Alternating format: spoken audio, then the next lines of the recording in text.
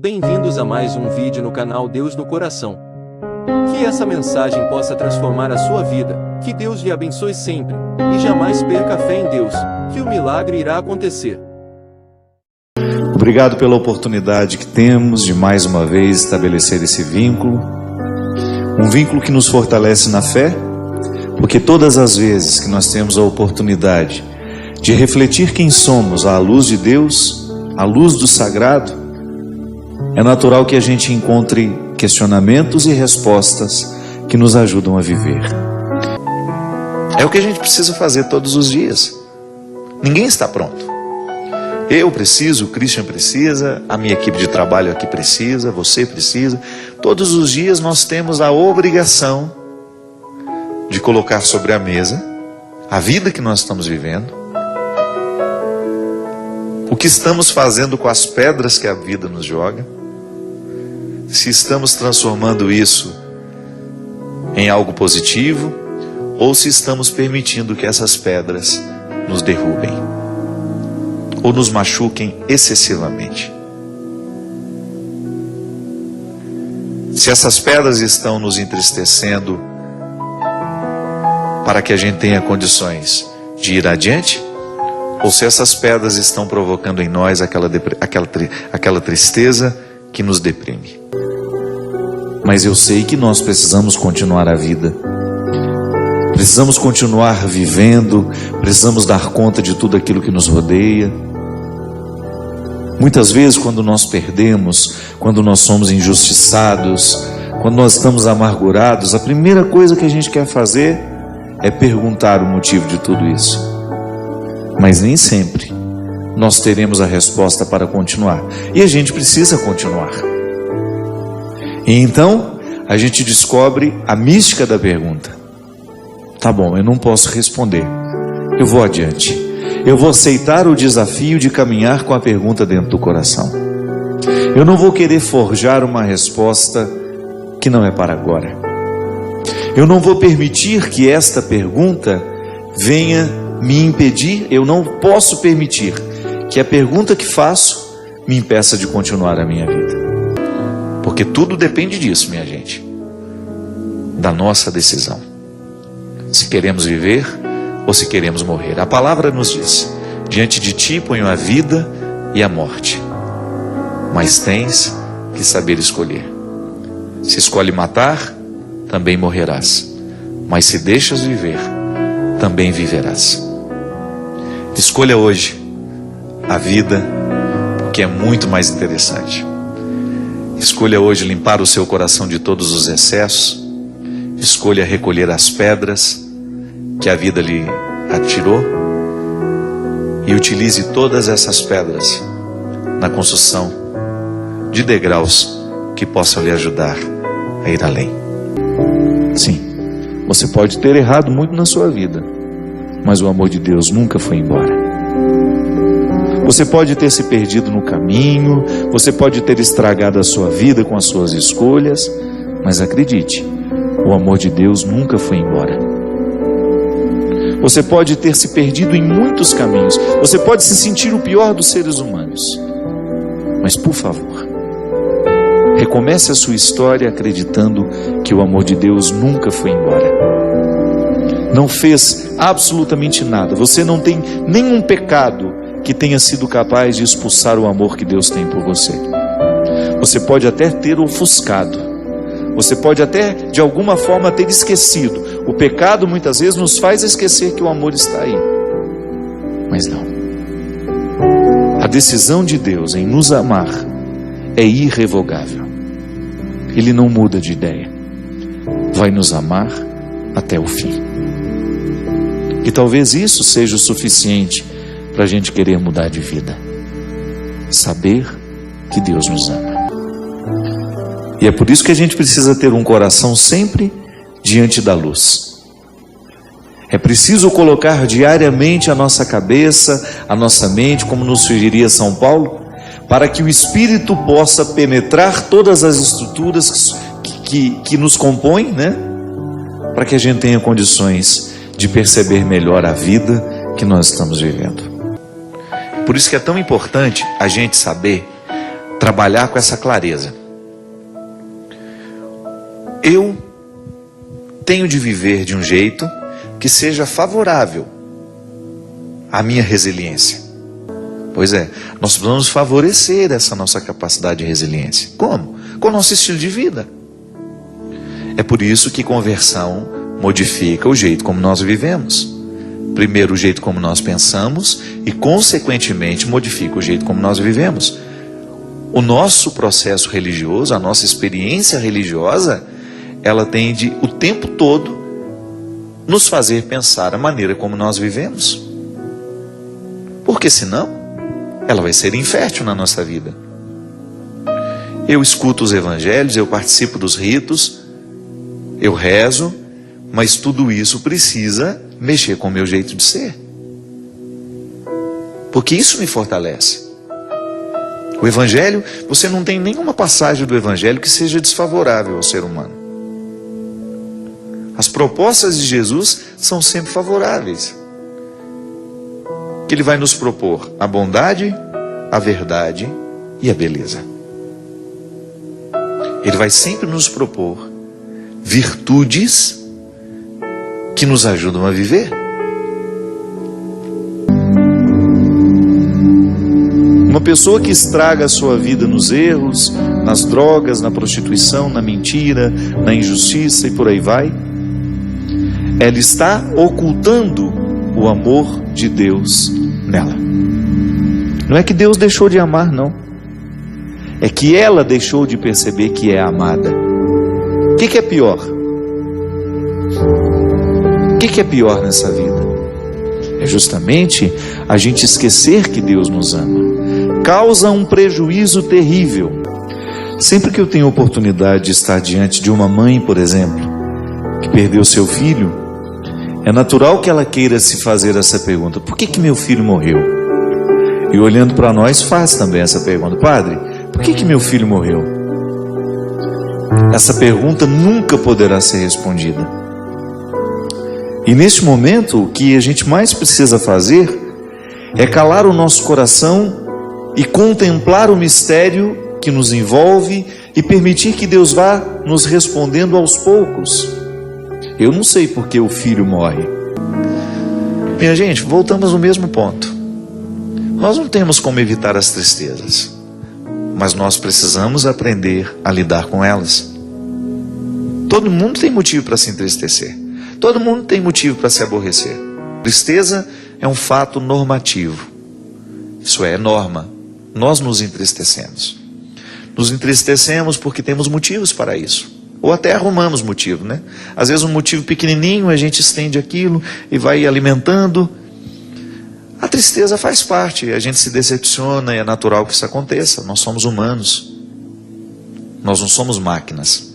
Então muitas vezes, quando nós temos uma vida de erros, e isso a gente encontra muita gente vivendo assim, não é que Deus deixou de amar, é que ela deixou de perceber o amor de Deus nela.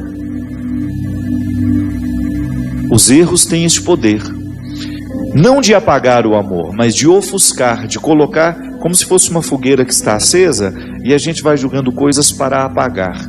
Nunca apaga aquela chama que fumega ali embaixo, mas a gente perde a percepção da grande fogueira que ela era. Então a primeira experiência do amor é amor em mim. Eu tenho esse amor em mim.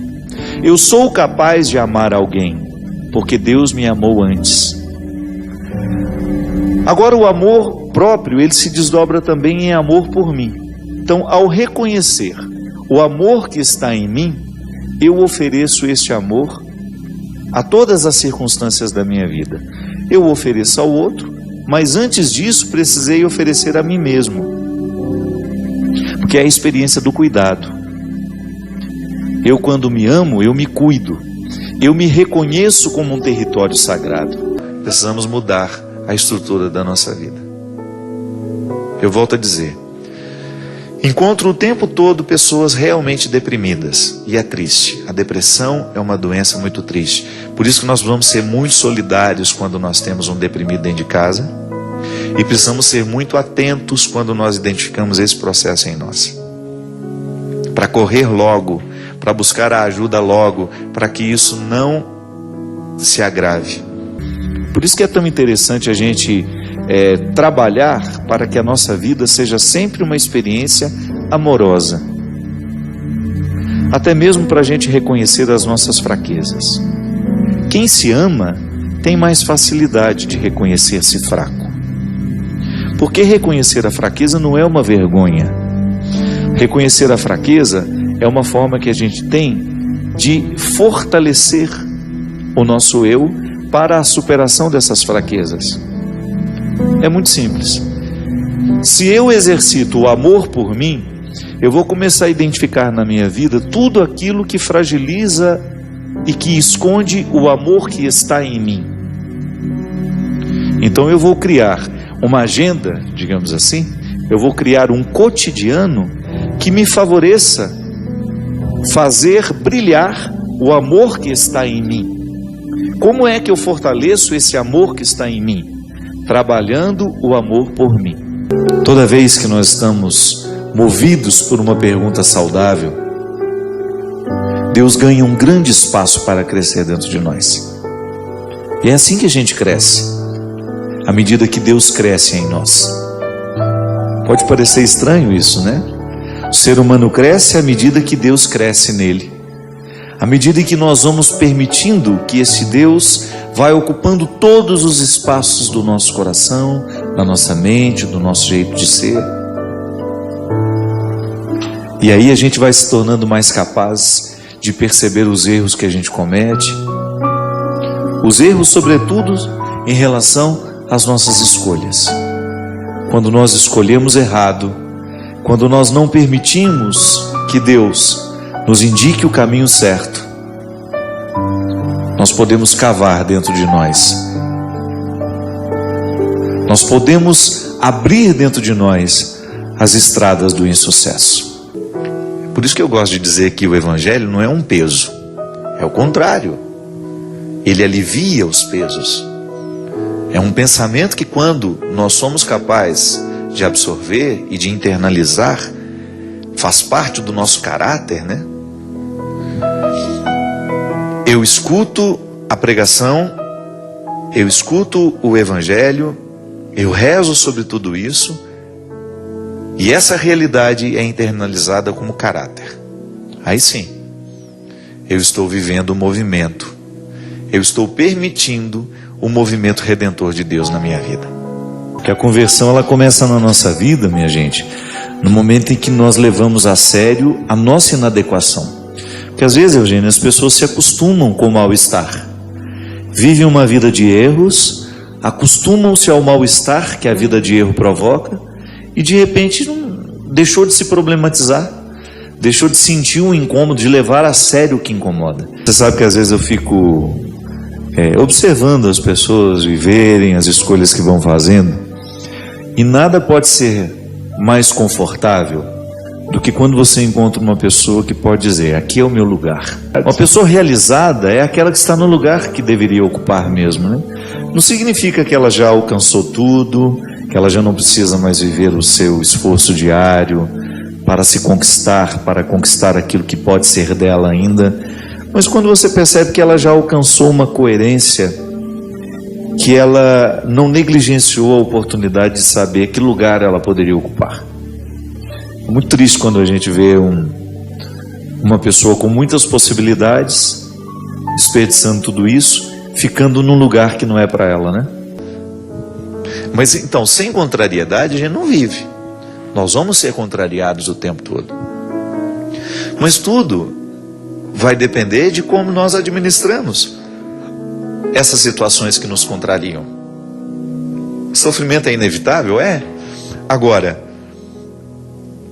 que sangue nós vamos colocar nas veias desse sofrimento, né? Quanto tempo ele vai durar?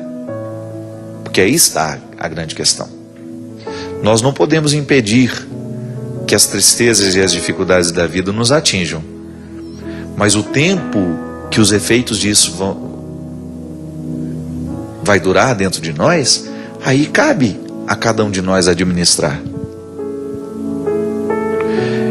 E sempre tendo clareza de que, se a gente não assumir uma atitude diante do sofrimento, ele vai nos sufocar.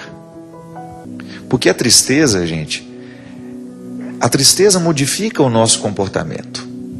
Uma pessoa que está triste, por exemplo, ela passa a comer menos ou mais, né? Mas aí vai comer o que não pode, né? Vai comer chocolate, vai comer doce, porque são alimentos muito típicos de quem está emocionalmente desequilibrado por causa do açúcar.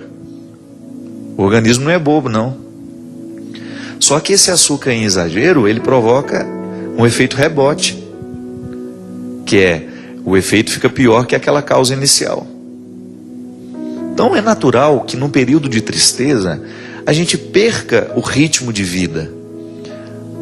A gente fica trancado dentro do quarto, é natural que aquele ambiente vai nos desfavorecer uma saúde física, química.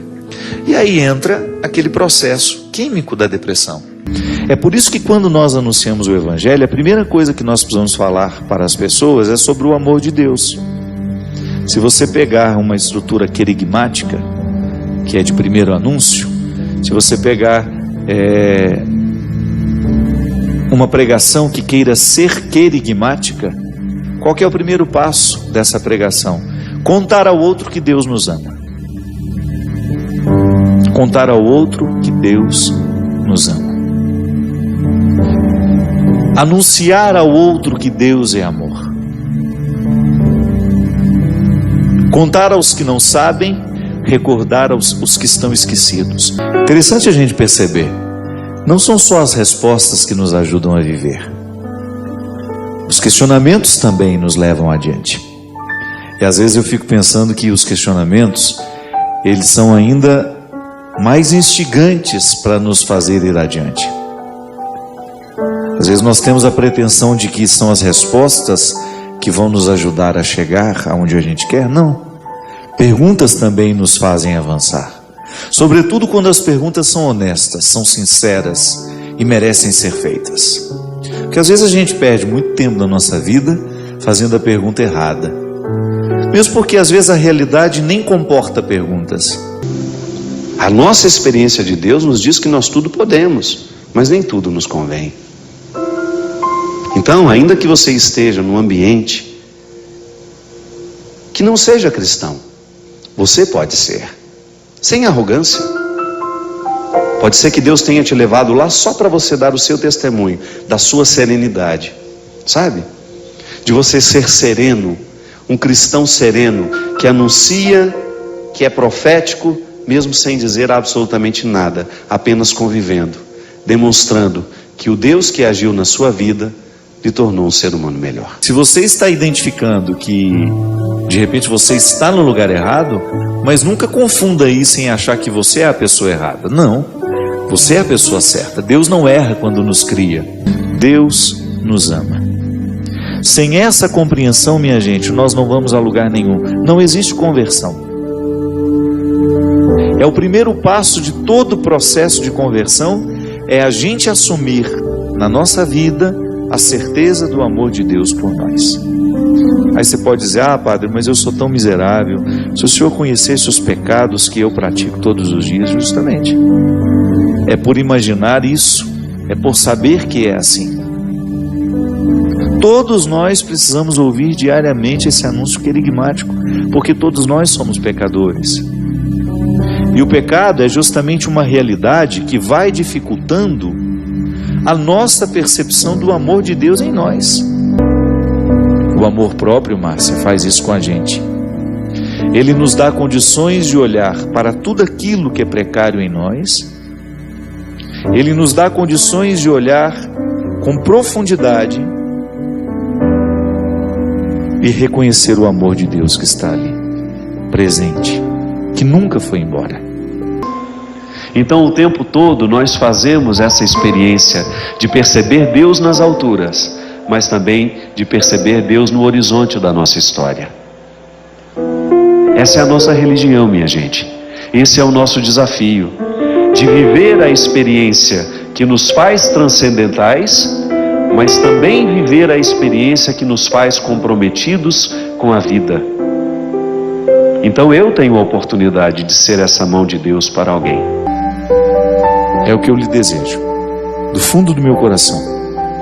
Que apesar de tantos erros, que apesar de tantos estragos que você tem dentro do seu coração, o seu amor por você lhe leve a descobrir o amor em você.